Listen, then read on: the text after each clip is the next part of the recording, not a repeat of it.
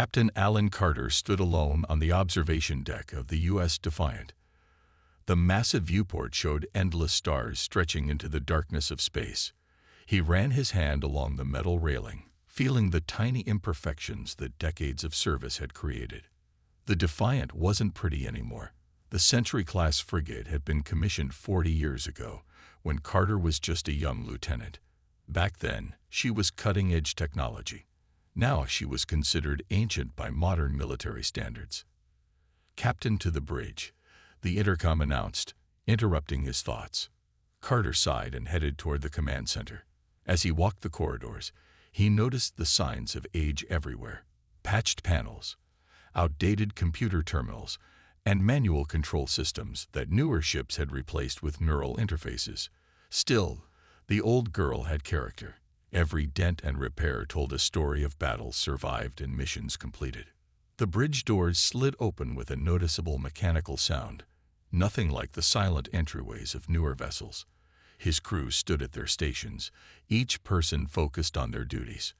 Unlike the crews of modern ships, his people actually understood how their systems worked. They weren't just monitoring AI operations, they were actively running the ship. "Status report," Carter said as he settled into the captain's chair. Lieutenant Olivia Martinez looked up from her communications station. "Sir, incoming transmission from Fleet Command. Admiral Garcia wishes to speak with you." "On screen," Carter ordered. The main view screen flickered before displaying the stern face of Admiral William Garcia. The man's expression suggested this wasn't a social call. "Captain Carter," Garcia began without pleasantries, "your new orders are confirmed. The Defiant is reassigned to patrol duties in the Arcturus sector, effective immediately. You'll report to Outpost Delta 7 for detailed instructions." Carter felt his stomach sink. Arcturus was the backwater of the fleet, empty space where nothing happened. It was where the military sent ships and crews they wanted to forget about. "Admiral, the Defiant is fully operational and combat-ready," Carter responded, trying to keep his voice professional despite his disappointment. "My crew is experienced and—" "Your ship is scheduled for decommissioning next year, Captain," Garcia interrupted. "This assignment is appropriate for her remaining service life. These orders come directly from Fleet Command." Behind the Admiral's professional tone, Carter heard the unspoken truth. The Defiant was considered obsolete, a relic taking up resources that could be better allocated to newer vessels. "I understand, sir," Carter replied stiffly. "Good. Report to Delta 7 within the week." Garcia out. The screen returned to its view of space, but the damage was done. Carter looked around the bridge, seeing his crew's reactions. They had all heard the subtext in the Admiral's words. "Set course for Outpost Delta 7. Carter ordered Navigator Paul Johnson. "Course laid in, sir," Johnson replied. "Estimated arrival in 4 days at standard speed." Carter nodded. "Engage." As the Defiant's engines hummed to life, Carter caught his first officer looking at him with concern. Commander Diane Foster moved closer to his chair. "Arcturus sector, sir. That's quite a change from our frontier patrols." "It's where ships go to die, Commander," Carter said quietly. "And apparently, that's what Fleet Command has decided for the Defiant." Foster's expression hardened. "This ship has more fight left in her than they think." Carter appreciated her loyalty, but knew the reality. Modern warfare had evolved beyond what the Defiant was designed for. Newer ships had quantum shields, AI-assisted weapons platforms, and neural-linked crews. The Defiant's mechanical systems and conventional weaponry were considered museum pieces by comparison. "Plot the most efficient course, Mr. Johnson," Carter said. "Let's show them this old ship can still follow orders properly, even if that's all they think she's good for." Little did any of them know that the Arcturus sector assignment wasn't the end of their story. It was just the beginning. The crew of the Defiant settled into their new patrol route with quiet resignation. Arcturus sector was empty. Just vast stretches of space with nothing but the occasional asteroid field or gas cloud. The patrol pattern itself was simple: a large figure 8 that took them past Outpost Delta 7 once every 2 weeks for supplies and system checks. On their first visit to the outpost, the crew immediately felt the difference in how they were treated. The Defiant wasn't just an old ship. Her crew were seen as outcasts too. Chief Engineer Frank Dobson felt it most keenly as he supervised the loading of replacement parts. A group of engineers from the U.S. Valiant, a sleek new Phantom-class destroyer temporarily docked at the station, watched the process with obvious amusement. "Is that an actual manual power regulator?" one of them asked, pointing at a component being loaded onto the Defiant. "I've only seen those in technical history classes. Still works better than your fancy neural systems when you're hit with an EMP," Dobson muttered, but the younger engineers just laughed. "Nobody uses electromagnetic pulse weapons anymore, old man," another said. "Quantum disruptors are standard now. Your antique wouldn't stand a chance."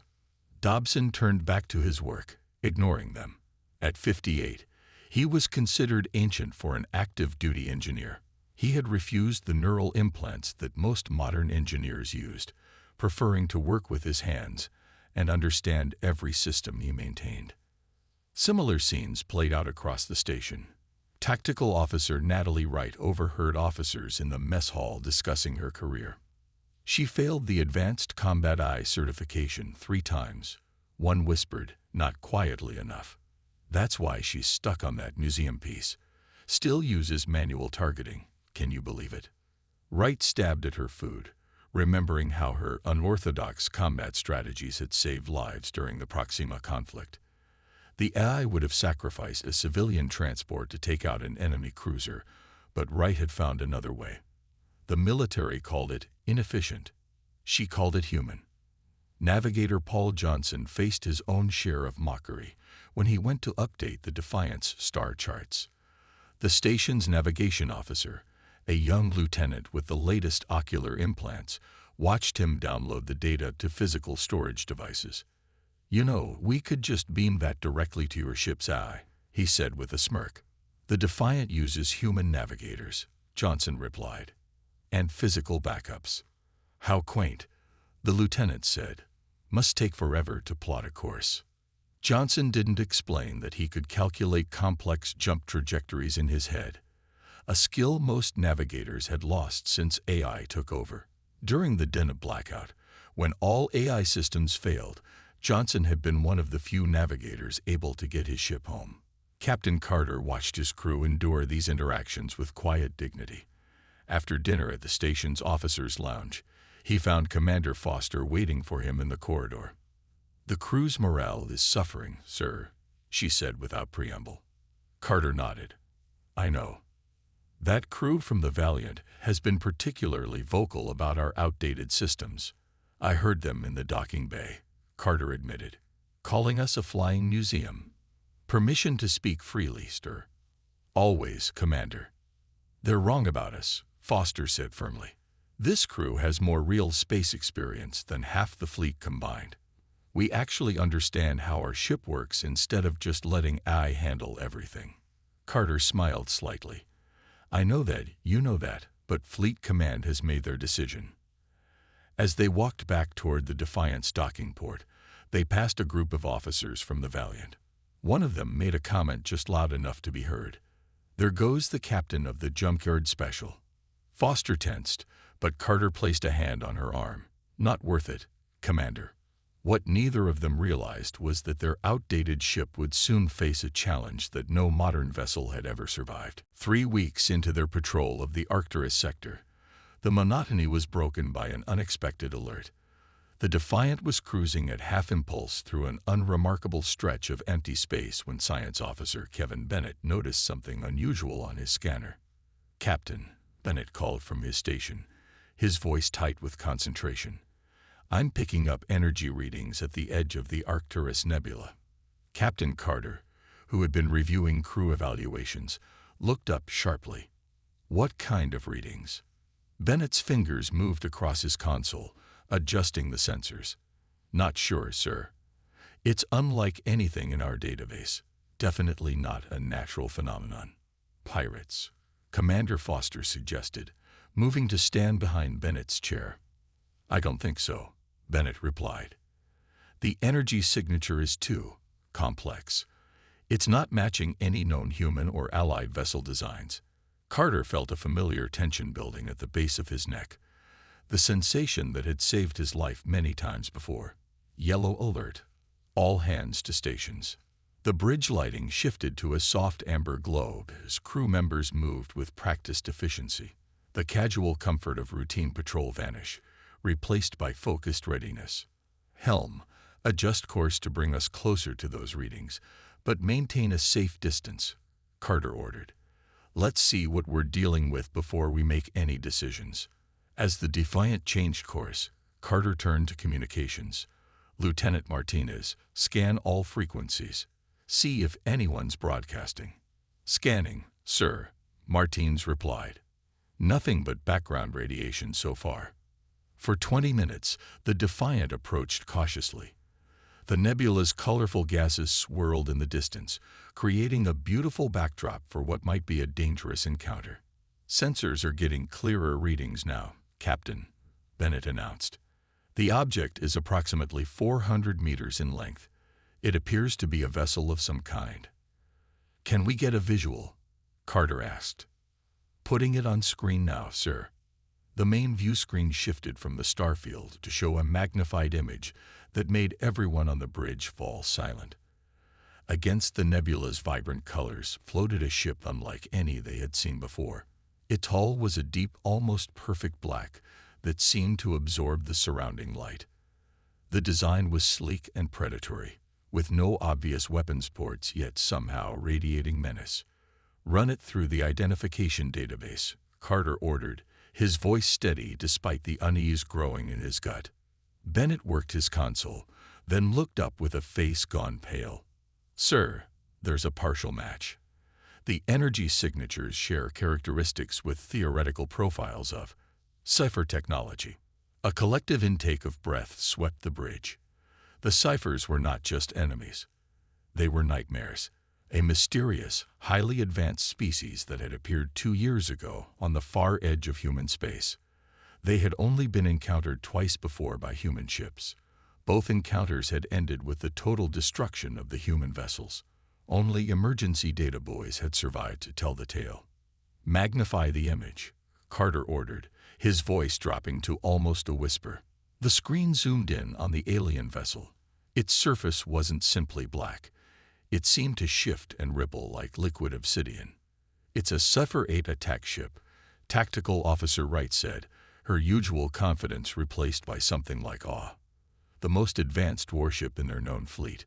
Sir, no one has ever seen one up close and survived. Carter stared at the screen, his mind racing through options. Fleet protocol was clear. Retreat immediately and call for reinforcements. But something told him they didn't have that luxury. Are they scanning us? He asked. No, sir, Bennett replied, checking his instruments. Their systems appear to be in some kind of standby mode. They might not have detected us yet. Carter made his decision. Send an emergency transmission to Fleet Command. Priority Alpha. Then go to radio silence. As Martinez prepared the transmission, Commander Foster moved close to Carter. Sir, regulations require us to retreat to safe distance and wait for reinforcements. Carter looked at the alien ship again, his expression grim. By the time reinforcements arrive, that thing could be gone. Or worse, headed toward populated systems. The bridge fell silent as the crew processed what they were facing. The emergency transmission to Fleet Command had been sent, but everyone knew help would take days to arrive, if it came at all. The Sypher-8 remained motionless near the nebula, its black hull absorbing light in an almost hypnotic way. Captain, I've completed a more detailed scan, Bennett reported, his voice barely above a whisper as if the alien ship might hear him. The Cypher vessel appears to be running minimal systems. It might be damaged or conserving power. Or waiting, Wright added grimly from Tactical. Commander Foster moved closer to Carter's chair. Sir, we need to discuss our next move. Protocol is clear in this situation. Carter nodded. Let's talk in the ready room. Wright, you have the bridge. Monitor that ship's every breath. Once inside the small conference room adjacent to the bridge, Foster didn't hold back. "Captain, we need to retreat. The Defiant isn't equipped to handle a Sypher-8. Our weapons systems are 3 generations behind current fleet standards." Carter paced the room, considering their options. If we leave, that ship could disappear before reinforcements arrive. Or worse, it could head toward Outpost Delta 7. He stopped and faced his first officer. "The outpost has minimal defenses and over 300 civilians. We're the only thing standing between that ship and those people." "Sir, with all due respect, we wouldn't stand a chance," Foster insisted. "Our weapons might not even penetrate their shields." Carter's eyes narrowed thoughtfully. 3 generations behind their intended targets, yes. But the Cyphers have never encountered Century-class technology before. He tapped his finger against the table. "They've only fought our newest ships." Foster looked skeptical. "I fail to see how being outdated gives us an advantage." "Modern combat systems are designed to counter modern defenses," Carter explained, growing more animated.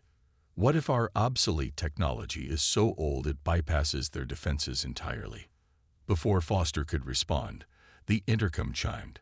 "Captain to the bridge," Wright's voice called urgently. They rushed back onto the bridge to find the crew staring at the main screen. The Cypher vessel was now fully illuminated, its systems powering up. "They've detected us," Bennett confirmed. "Energy readings are spiking across their ship." Carter returned to his chair, decision made. "All hands, battle stations. This is not a drill." Red alert klaxons sounded throughout the ship as crew members secured stations and prepared for combat. "Sir," Foster began, "we should at least try to withdraw to." "We're not running," Carter cut her off firmly. "Get Engineer Dobson up here. I want to discuss something with him." Minutes later, the chief engineer arrived on the bridge, his uniform stained with coolant fluid. "You called, Captain. That modification you've been working on in engineering. The one Fleet Command keeps refusing to approve. How ready is it?" Dobson's eyes widened. "The pulse cannon reconfiguration. It's functional in theory, but completely untested." "Would it work against Sypher shields?" Dobson scratched his beard. "Their shields use quantum encryption technology.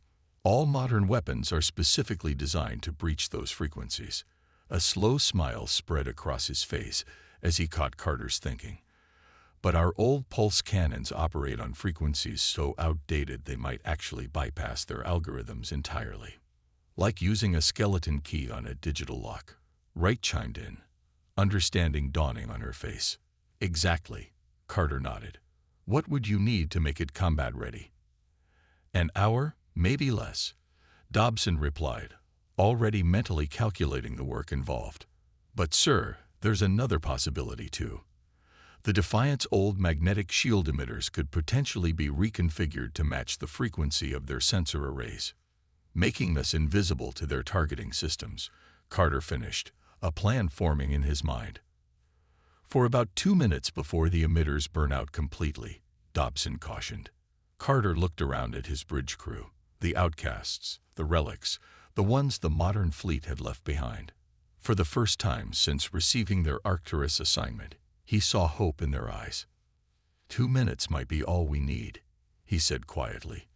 "Let's show them what this old ship can do." The emergency briefing room was packed with senior officers. Tension hung in the air as Carter outlined his plan. On the display screen behind him, schematics of the Defiant's systems glowed beside theoretical models of Sypher technology. "I won't pretend this isn't dangerous," Carter began, looking at each face in turn. "We're about to attempt something no one has tried before. If we fail, we won't be around to explain why."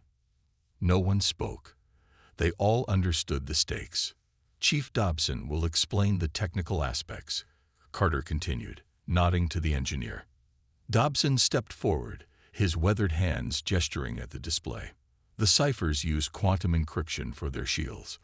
All modern Federation weapons are designed to breach a specific frequency range." He tapped the screen, highlighting the Defiant's weapon systems. But our old pulse cannons operate on frequencies so outdated they might actually bypass their defensive algorithms entirely. Like using an antique key on a modern lock, Wright added from her seat. Exactly, Dobson nodded. Their defenses are expecting high-frequency energy weapons, not our low-tech alternatives. Carter pointed to another section of the display. We have another advantage. The Defiant's old magnetic shield emitters can be reconfigured to match the frequency of their sensor arrays, effectively making us invisible to their targeting systems. For about 2 minutes before the emitters burn out, Dobson cautioned, wiping sweat from his brow. Maybe less if they hit us with anything substantial. 2 minutes is all we need, Carter said firmly. We'll approach using the nebula's radiation to mask our signature, then execute a manual targeting sequence. No computers, no AI assistance. Manual targeting. Lieutenant Martinez asked, sounding concerned. That hasn't been used in combat for decades. Which is exactly why it might work, Wright answered. Their systems won't be programmed to counter it. The targeting will be imprecise by modern standards, but unpredictable in ways their defensive algorithms can't anticipate. Some of the junior officers exchanged doubtful glances. Carter saw their uncertainty and addressed it directly. I know what you're thinking, he said quietly. This ship is obsolete. We're outcasts. The fleet sent us here to be forgotten. He paused, letting his words sink in.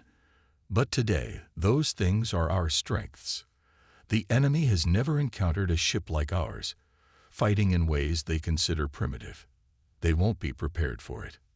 He walked slowly around the table, making eye contact with each officer. Throughout military history, the most dangerous opponent isn't always the most advanced.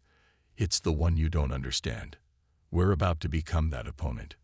Commander Foster, who had been silent until now, finally spoke. What about reinforcements? The fleet will send help eventually. Eventually isn't soon enough, Carter replied. That Sypher ship is fully powered now. If it heads toward populated areas, thousands could die before help arrives. And if we're destroyed? Foster asked, not challenging but needing the answer. Then at least we bought time for evacuation, Carter answered honestly. But I don't intend for that to happen. He turned back to the group. We have 40 minutes to prepare. Engineering will reconfigure the shield emitters and weapon systems. Tactical will plot manual firing solutions. Navigation will calculate our approach vector through the nebula gases. His voice grew stronger with each word. This is what we've trained for. This is why we understand our systems instead of letting computers do everything. The doubt in the room began to give way to determination. These were professionals who had been overlooked, their skills considered outdated. Now those same skills might save lives. Any questions? Carter asked. There were none, only the sound of chairs scraping as the officers stood, ready to prepare for battle. Then let's get to work, Carter ordered. Dismissed. As they filed out, Dobson lingered. The modifications will hold, Captain, but there's no guarantee. Nothing in space is guaranteed, Frank, Carter interrupted with a small smile. That's why they still need humans at the controls. Battle stations, Carter ordered as he entered the bridge. The crew moved with purpose, each person focused on their role in the desperate plan.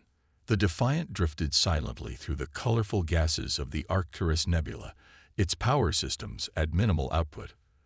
Only life support and essential systems remained active.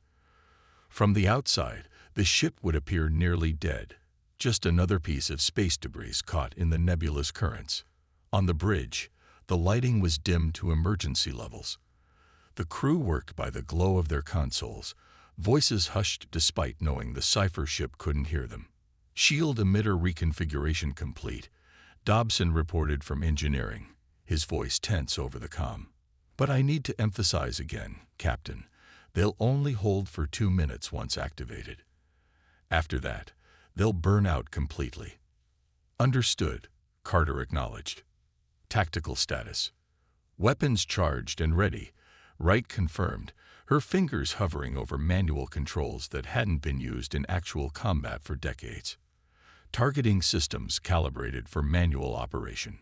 Carter nodded, feeling sweat trickle down his back despite the bridge's cool temperature. Navigator Johnson, status of approach vector. Calculated and laid in, sir, Johnson replied, his hand steady on the old-fashioned control yoke. Using the nebula's densest gas pockets to mask our approach. We're currently 7 minutes from optimal firing position. Carter pressed a button on his chair. All hands, this is the captain. In 7 minutes we will engage the enemy. Many of you have served with me for years. Others are newer to this crew.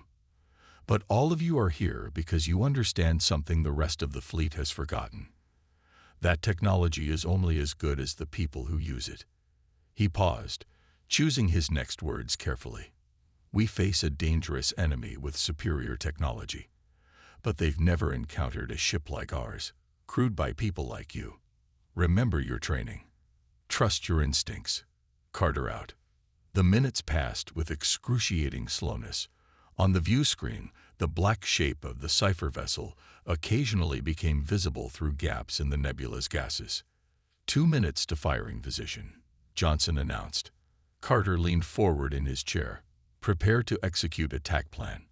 On my mark, full power to engines and modified shields. Sypher vessel is changing position, Bennett reported suddenly from the science station. They're scanning the nebula. I think they've detected something. Time to firing position, Carter asked sharply. 90 seconds, sir. Carter made a split-second decision. We can't wait.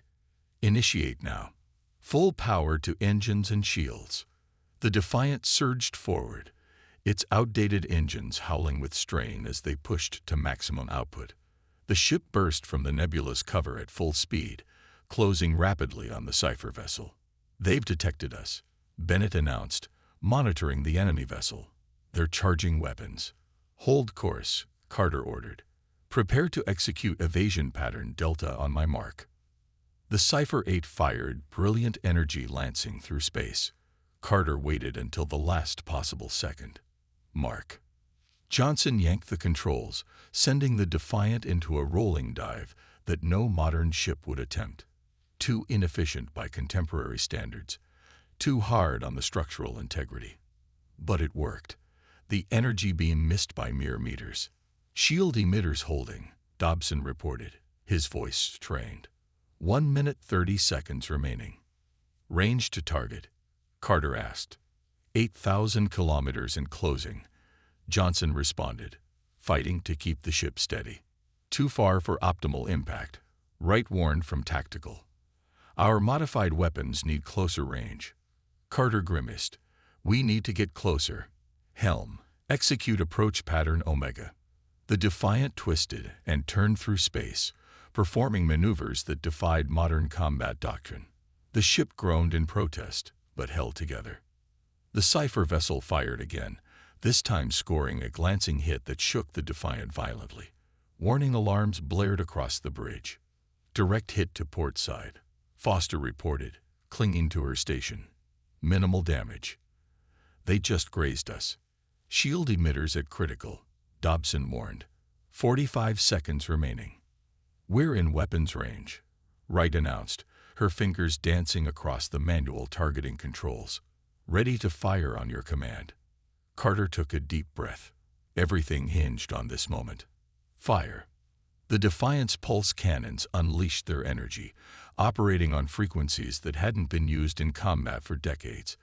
The first shots struck the Sypher-8's hull directly, bypassing their advanced shields completely. Direct hit, Wright exclaimed, surprise and triumph in her voice.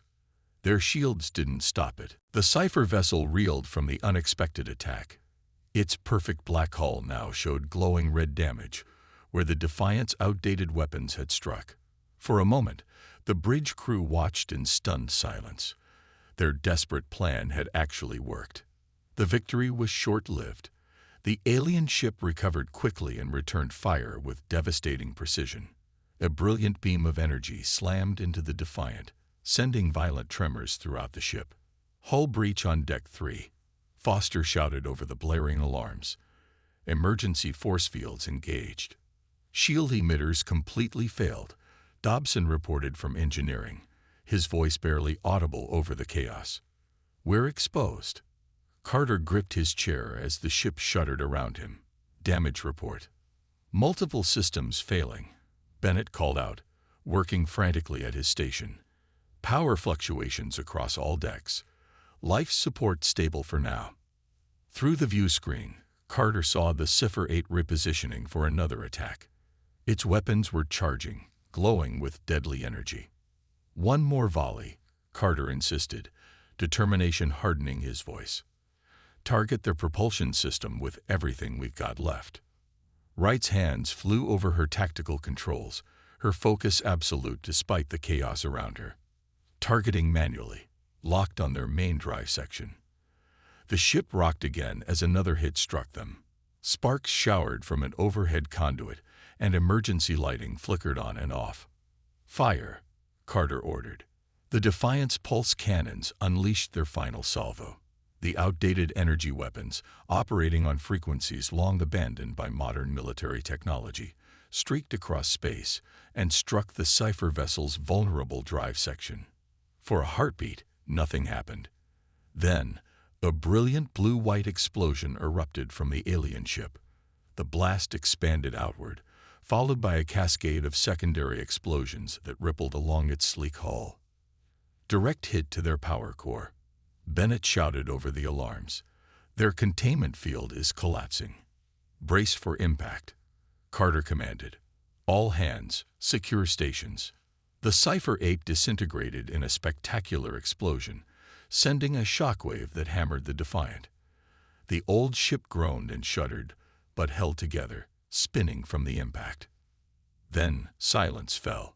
The red alert klaxons automatically shut off as the immediate danger passed. For several seconds, no one on the bridge spoke. The only sounds were the hiss of damaged systems and the beeping of emergency protocols activating throughout the ship. Status report, Carter finally said, his voice hoarse. Hull breaches on decks 3 and 4, contained by emergency force fields, Foster reported, checking her display. Minor injuries reported shipwide, no casualties. Engine output at 40%, Johnson added from the helm. Navigational systems functioning. The Cypher vessel, Carter asked. Bennett looked up from his science station, disbelief written across his face. Completely destroyed, sir. No survivors detected. A cheer erupted across the bridge, quickly followed by laughter of relief and disbelief. They had accomplished the impossible. They had defeated a Sypher-8 attack ship. 3 days later, as engineering teams from Outpost Delta 7 assisted with repairs, the Defiant remained a hive of activity. The damage was substantial, but repairable. More importantly, the ship had become something of a legend overnight. The same officers who had mocked them weeks earlier now worked alongside Dobson's engineering crew, asking questions and taking notes. Carter sat in his ready room when the call came through from Fleet Command. Admiral Garcia's face appeared on the screen, his usual stern expression replaced by something that almost looked like respect. "Captain Carter," he began, the formal tone somewhat softened. "I've reviewed your after-action report. Twice, actually. I won't pretend to understand how you managed to defeat a Sypher-8 with a 40-year-old frigate. Sometimes the old ways work best, sir," Carter replied simply. Garcia nodded slowly. "The Admiralty is reconsidering the Defiant's decommissioning order. Your unusual tactics have highlighted a potential vulnerability in Cypher defenses that our modern ships haven't been able to exploit. The crew deserves all the credit, Admiral," Carter said. "They believed in this ship when no one else did." After the transmission ended, Carter walked through the ship, stopping to chat with crew members and repair teams. Every corridor showed signs of the battle they'd survived. Scorched panels, temporary patches, and repair crews at work. He found Dobson in engineering, arguing passionately with a young technician from the outpost. "No, we don't want your new power regulators," the engineer was insisting. The old ones saved our lives precisely because they weren't compatible with modern systems.